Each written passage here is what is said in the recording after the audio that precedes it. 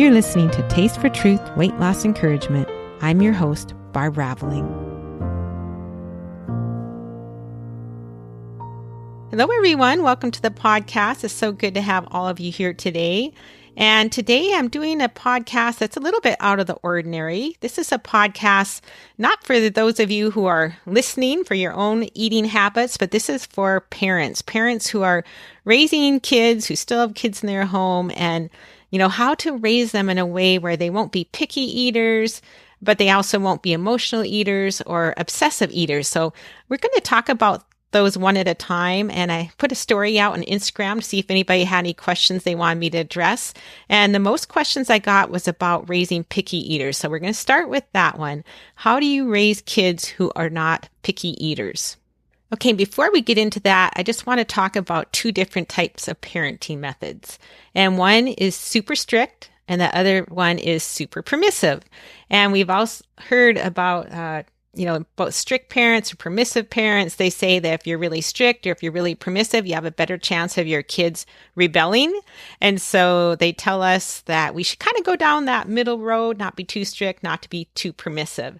And I think this could be also applied to eating, what you teach your kids about eating. So I want to show first what that strict method is, and then what the permissive method is, and then more of a middle ground that I think would give you your best chance of not having picky eaters. And before I give you that middle ground, I guess I could tell you that I raised 4 kids, and I raised them all with this method, and I didn't have any picky eaters. So I'll be sharing what I shared about my kids. Now, when we get to emotional eating, I totally raised my kids in ways that could create emotional eating, and only discovered as I was writing Freedom from Emotional Eating that I was doing a bunch of things wrong. And then we'll also talk about obsessive eaters later too. But here is what I did, and this is what helped us not to have picky eaters. So what we did is the kids ate at meals. So we had 3 meal times: breakfast, lunch, and supper. And this was even when we had toddlers. We had 4 kids, so we had a variety of ages because they were about 8 years apart.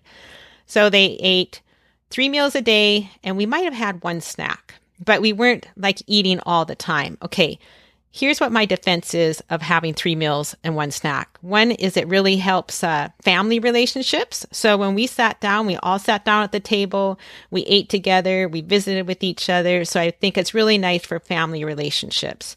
Another reason that helps is because if the kids snack all day, they're not going to be hungry for meals. And a lot of times what we let them snack on are things like little fishy crackers or, little marshmallows, or kind of fun foods.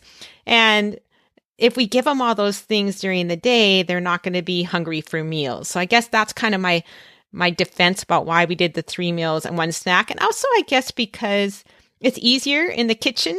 The more kids you have, the harder it is to have kids eating all day. The kitchen's always messy. And I think there's no reason they can't eat meals together. Okay, then what we did at the meals is usually our breakfasts were kind of fun. Everybody liked them. We had pancakes, we had baked oatmeal, eggs. There wasn't anything anybody didn't like at breakfast. And lunches, often we had sandwiches or something. So usually everybody liked lunches, sandwiches, whatever, some carrots or apple chunks or something like that. Okay, dinner is where the kids start having problems, right? Because they don't all like what the adults are having for dinner. Okay, we made our kids eat everything. So so if we had 4 different foods for dinner, they had to eat all those 4 different foods. The rule was if they gagged when they ate it, they didn't have to eat anymore. 1 bite. So if they actually couldn't stand the food, like say if it was canned spinach, which we never had because I remember that growing up and I didn't like it. But if there was something they just practically gagged, and there's going to be very few of those foods, all they had to eat was 1 bite. They didn't have to eat anymore. But if it's food that they didn't really like that much, they still had to eat it. Okay.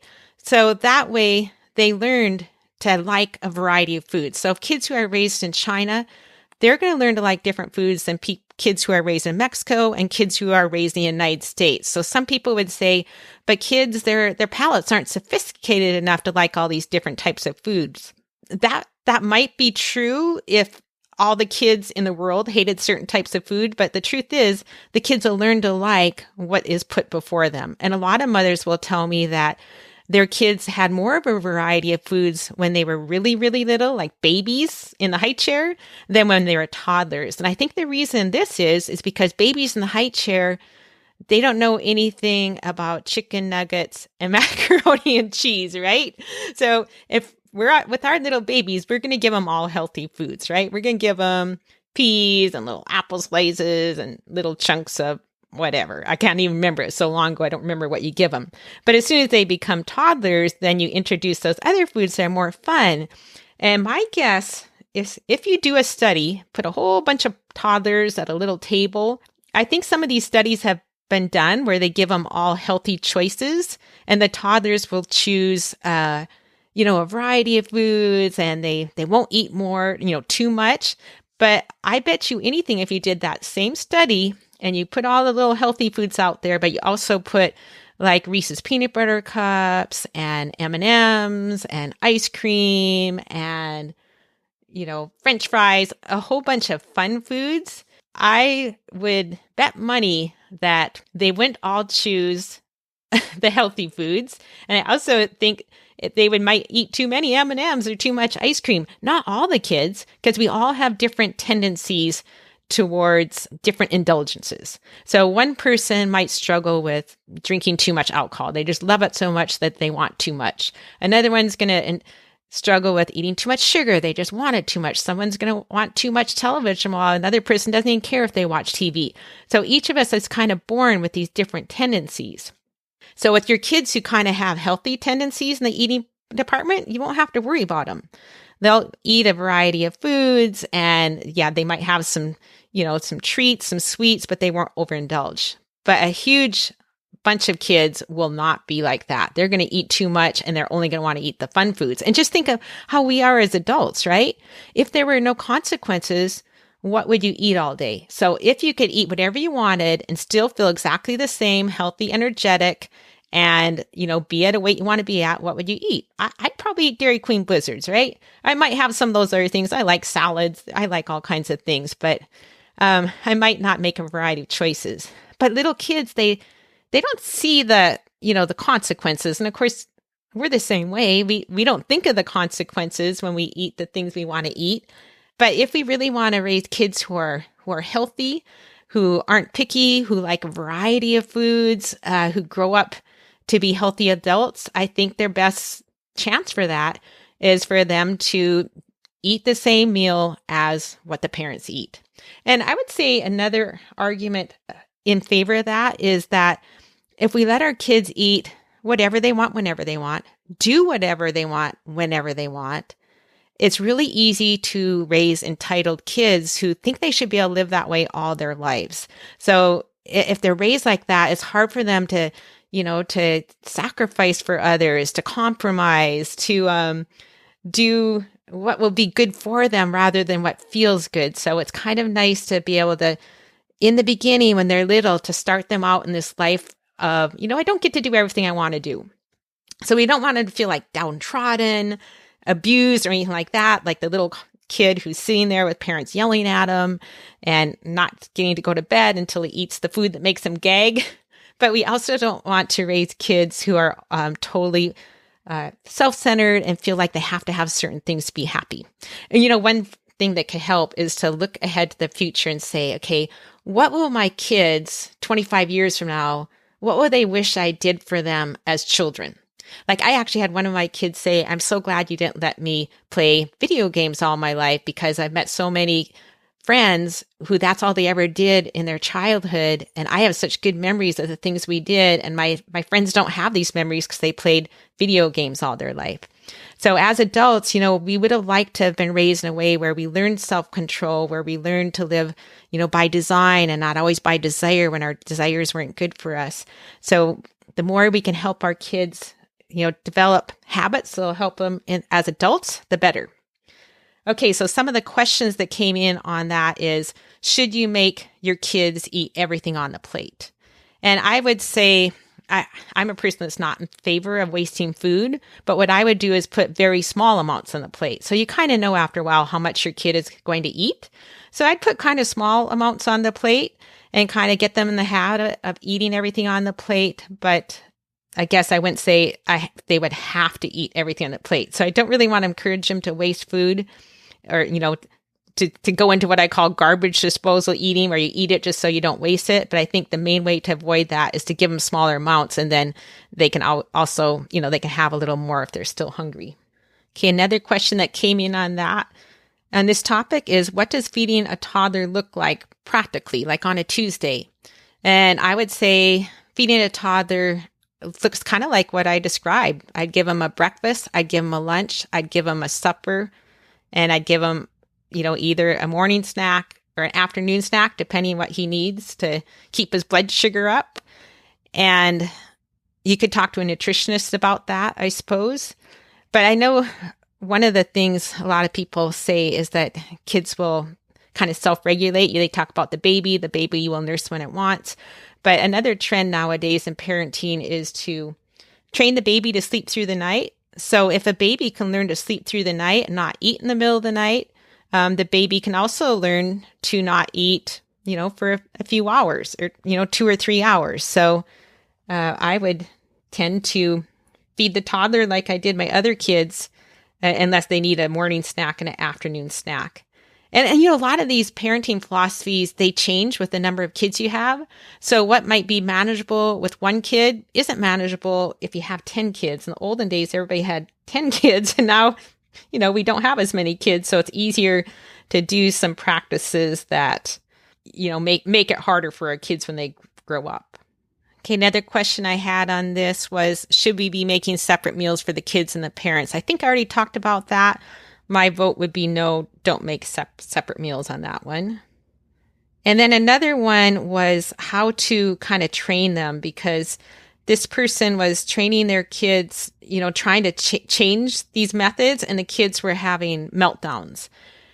So I would say that is to be expected. If you have been in the habit of letting them do whatever they want, and you decide to change that and put in some boundaries for them, they're going to have meltdowns. Just like we have meltdowns. Just think of that. If you go to eating whatever you want, and all of a sudden you're like, oh, I'm going to control my eating because I want to break free from the control of food. I want to be healthier. I want to lose weight or whatever.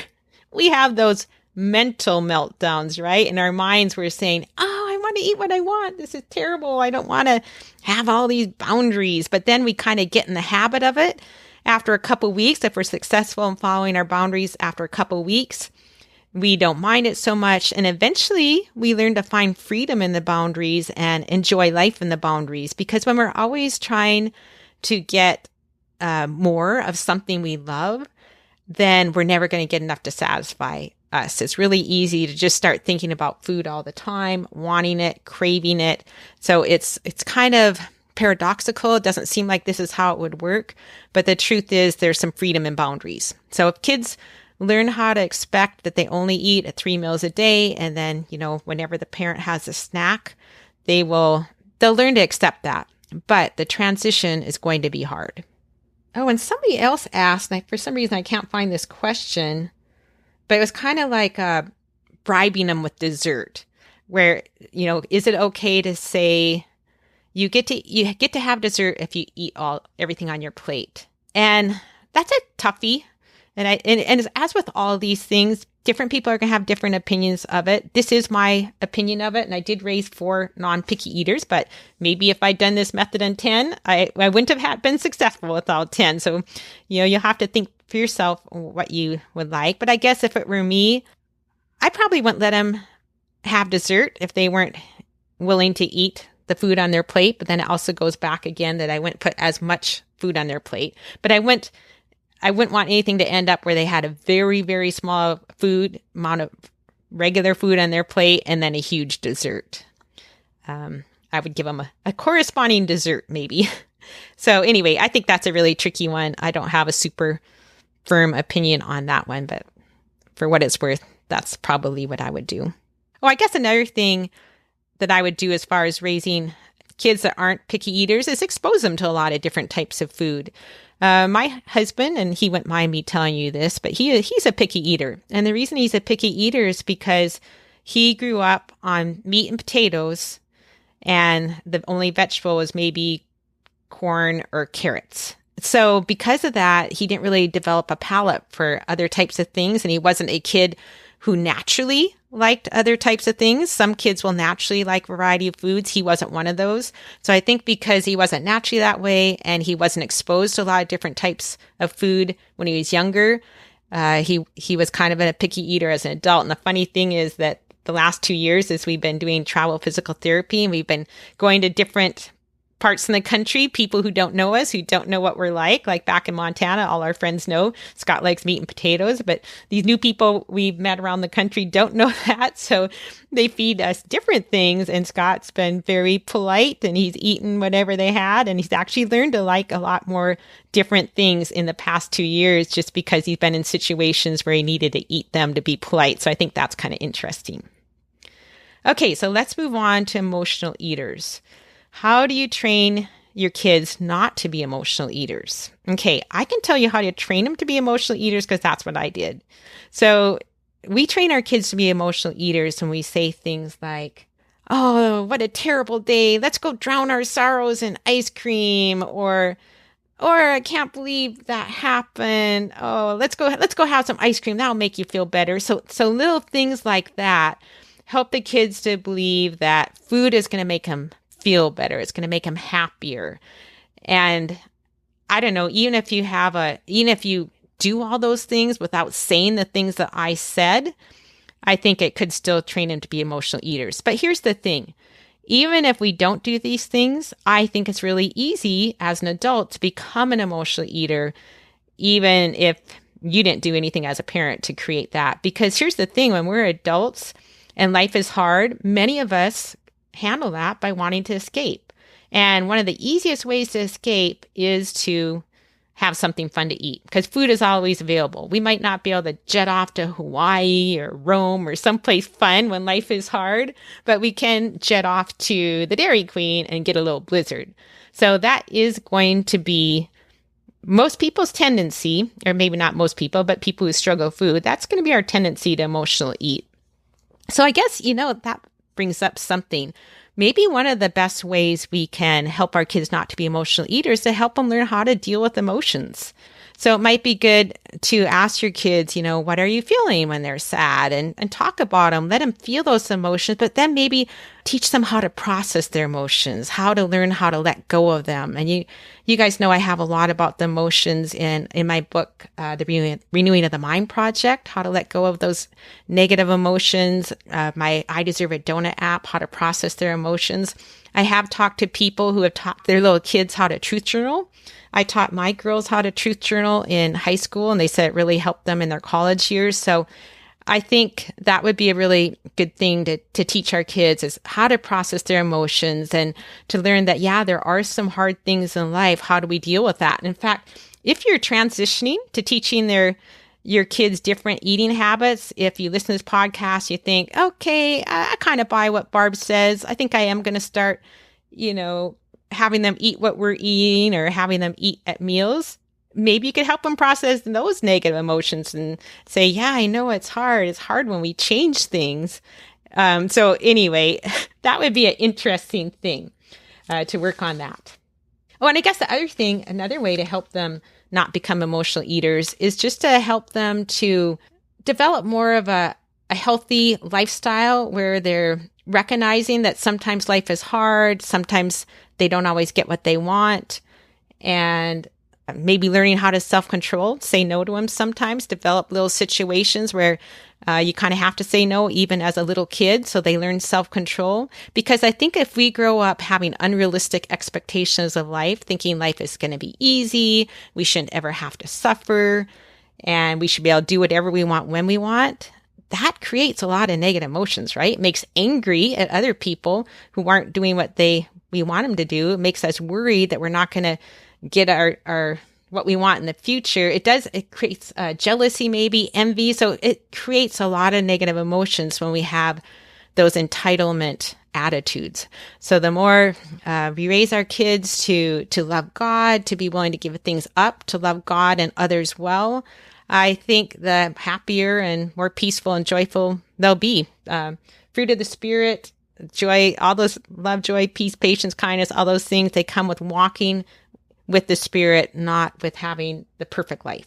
And in fact, you can see that, when people go to countries where there's a lot more poverty, they often comment on how happy those kids are.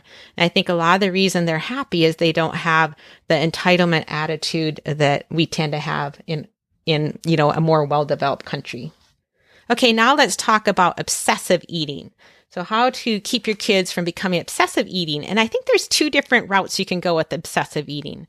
So either you can go with the control route, and that would be like, oh, I always have to eat healthy, or as adults, I always have to count calories. I always have to have a certain number of points, blah, blah, blah. So we can go that route. Or we can go obsessive eating where we're just eating too much, we're binging and that sort of thing. So let's talk about the first one first, the control issue. Okay, I had a question about this, and the question was how to have your kid eat healthy food without it becoming a thing. And I wasn't sure what she meant by that, without it becoming a thing, so I asked her to explain further, and she said, for instance, my toddler knows the way we eat, healthy foods only, is different than how others eat, and I regularly find myself telling her, nope, we don't eat that, or around other people, family, there are always comments about how we eat versus them, most Americans. So it becomes a thing. And I guess I would say if you only have healthy food at your house and you only let them eat healthy food when they're other people's houses, I don't see how you can prevent that from becoming a thing, because that really is different than everybody else lives. So it's going to become a thing. And this would also, she goes on to say that her husband will often eat unhealthy food in front of her. And, her child wants to eat it. And I either say no, or my husband lets her have a little bit. But my daughter knows because she can only have a little bit, it isn't healthy. It's not for her. She likes it and it tastes good. And because of this, at times, at age 3, she already senses to hide the fact that dad let her have unhealthy food. So that brings up a new quandary. Parents think different ways about food. And it's hard when one parent says one thing and the other person says the other thing. So I'm not actually sure what you would do about that. You could have a talk with your spouse and see if you can get on the same page. But if you can't get on the same page, in my mind, I think it would be easier to when in Rome, however the saying goes.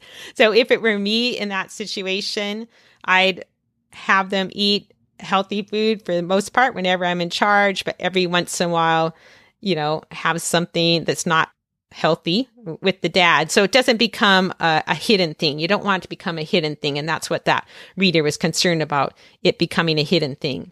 And I guess I would also say, if we're talking about how to avoid obsessive eating.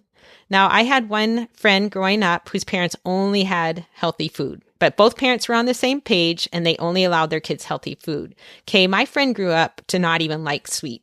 So she was a super healthy eater as an adult. But I've had other people I've talked to who were raised in that type of home. And then as soon as they got out of the home, they started having all kinds of fun foods. And then they went the other direction. So I'm not really sure if we can do something to control them that way. I would have to see a way bigger sample. It'd be interesting to see if somebody did a study on that, if you have a better chance of having them be healthy eaters if they only have healthy food. But I guess I would say too, what would God want us to do? If Jesus were to go, let's say Jesus was raised in a family that they only had healthy food, and then he was invited out to somebody else's house and they were having unhealthy food. Would he say, I'm sorry, I only eat healthy food? I bet he wouldn't. I bet he'd eat whatever's there. So unless there's some sort of an addiction involved where it will drive you off the deep end if you have, something that's unhealthy, I guess I would say eat as healthy as you can at home, but be willing to eat different ways when you're at other people's houses. Because I think that also can hurt fellowship. If we know there's somebody that only eats a certain way and they're really adamant about it, I think we feel less likely to invite them to our house for dinner because we're afraid they won't want to come for dinner, or because it'll be too much of a hassle to cook the way they cook. So I think that is something to think about. But then on the other hand, if you're a person who has decided to give up sugar for your life because you have addicted tendencies, and going to somebody else's house and they offer you dessert, you know that'll send you into 3 months of binging, I wouldn't have the dessert. So that's something we can use with a grain of salt. Okay, how to avoid obsessive eating the other way, where we're just always eating fun foods or eating too many of the fun foods. I would say try to raise your kids in a way that they'll be thankful for when they're adults. Okay, some of the times we'll raise kids in a certain way. We'll have, good meals. We'll have healthy meals, but then we'll do things like this. Like if we're making cookies, we'll let them eat as much cookie dough as they want while they're making the cookies. Or we're having a holiday and they get to eat as much as they want in the holiday, like, 4 pieces of pie. Or the big thing isn't so much pie, but it's like candy. So they get some sort of holiday candy and you get tired of them asking, can I have some? Can I have some? So what we'd always do is we were tired of them asking, so we just let them have it all. And not only that, I didn't want the temptation around the house for me. And so I let them have as much they want. But these are the types of things that lead to adults who can't control themselves on holidays, who always eat too much on holidays, who always eat too much on vacations or on the weekends or when they're making cookies, right? I'm describing myself here, the old me. That's what I used to do. And it really was because I think that's what I was allowed to do when I was growing up. So I developed those habits when I was younger. So I think I would help the kids develop habits like that as they're growing up. That will help keep them from compulsive eating when they're old. And I was talking to another woman about this. Actually, I've heard this from several women, that a lot of times parents will teach portion control to their girls and not their boys. So the boys grow up having these huge meals, and then as adults, they struggle with portion control because they never learned it growing up. And a lot of times they just don't even know what a healthy amount is or an unhealthy amount. So I think it could be helpful to teach all your kids portion control. I know one of my friends, they raised their kids. They asked them, can you tell when you're full? They kind of asked them those questions to help their kids learn when they're hungry and full. That never even crossed my mind, but I think that could be helpful. And this double standard we have for girls and boys, I think that's another thing that can create compulsive eating if we make comments to the girls about their weight. So I think if we talk about their weight, or we, suggest they go on diets, or if they hear us criticize other people who are overweight, they're going to pick up on that. And they're going to feel like they have to be skinny to be acceptable. And I don't know how many times I have binged because I ate too much. And then I started thinking, oh, I'll never get over this. And since I felt like I had to be skinny back in the old days, I ate too much. It led to compulsive eating. So I think the more we can be accepting of all sizes, the better.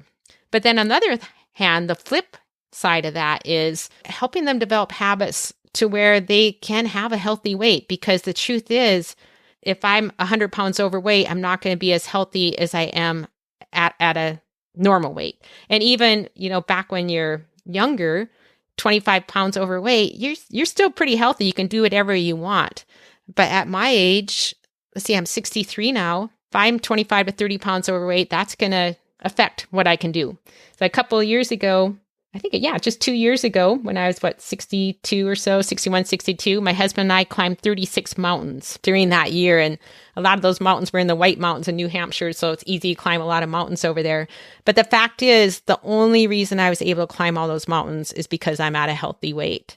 And so if we can encourage our kids to get exercise and, eat healthy, we're going to help them have a better adulthood where they're not going to be hampered by their health. They're going to be able to do whatever they, want to do exercise-wise. Of course, there's some things that crop up, diseases, injuries, that sort of thing that keep us from doing those things. But as much as we're capable of it, it's really nice to be able to have a healthy lifestyle and a weight that allows us to do the things we want to do. Okay, I'm going to check to make sure I've answered all the questions. And also, if you guys think of another question I didn't ask, you can either email me at barb@barbravling.com, or you can message me on Instagram, and I'll try and do a little reel, maybe an Instagram reel, to answer that question if I have any questions I didn't answer here. Okay, one last thing I see that somebody brought up. It wasn't a question, but they were telling what they were doing because they're trying to kind of change their ways. And what they started doing is giving them a balanced plate of food. And if they want seconds of something, they need to take a bite of another food group first, if they haven't already, and then they can have seconds. And I guess I wouldn't let them have seconds either if they hadn't eaten their other food. So I would kind of say, you can have seconds when you eat your carrots and apples or whatever, but, just not give them a huge pile of carrots, give them a little bit. But again, if you're transitioning from one thing to the next, you could take that transitioning step. So maybe that wouldn't be a bad middle step if you're going from letting them eat whatever they want to eventually eating what everybody else has. Maybe you'll come up with some sort of middle step like that. I'm not sure if it's better just to, change right away and just, do it all at once or take the little steps. In some ways, I think it'd be better just to do it all at once and get it over with, let them all protest, be unhappy, and then they'll learn the new way of eating. And I know this is hard. I remember I got so tired of being the bad guy, making my kids do their chores, making them do their schoolwork, making them do things they didn't want to do. But, that sometimes that's our role as parents. We're to love them, teach them, enjoy them. But sometimes we're kind of put in that bad guy role of trying to make them do things they don't want to do or not do things they want to do. So anyway, that's life as a parent. Okay, I don't see any other questions. So if you have another question, like I said, email me and I probably won't do another podcast on this because it's not a parenting podcast. It's more about food. I did also have a couple of people ask me some parenting sort of questions, which I also don't really do on this podcast. But if you guys have a parenting podcast that you love listening to, if you write them and suggest me as a guest, I'd be happy to go on a parenting podcast and talk about some of those things. I know I've been on my friend Melanie Wilson's podcast. That's the Homeschool Sandy show. And I've done a few episodes on that, on parenting. I can't remember if I've been on any others, but that would be one where I do have some parenting things and some homeschooling things. But I'd love to hear your comments. I know that not everybody will agree for me and what I said. I mostly said from a practical perspective rather than a spiritual perspective. So I'd love to hear your thoughts about it. And I know, I can't say for sure, 100% sure I'm right, but just wanted to give my thoughts since people were asking me those questions. Okay, I hope you guys have a good week. It's been fun to talk about a topic that's not like my normal topics. And I just hope you have a good week following God, following your boundaries, and I will talk to you next time.